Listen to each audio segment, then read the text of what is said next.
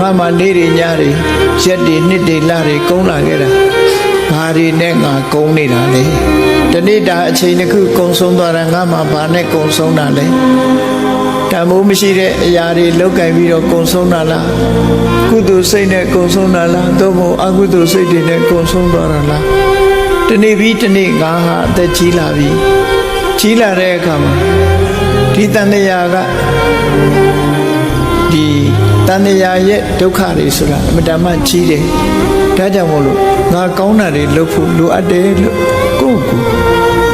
တတိထားပြီးတော့ဆင်ញင်သုံးသပ်တတ်ဖို့လိုအပ်တယ်ဆင်ញင်သုံးသပ်ပြီးတော့ကိုယ့်ကိုပြင်ရမယ်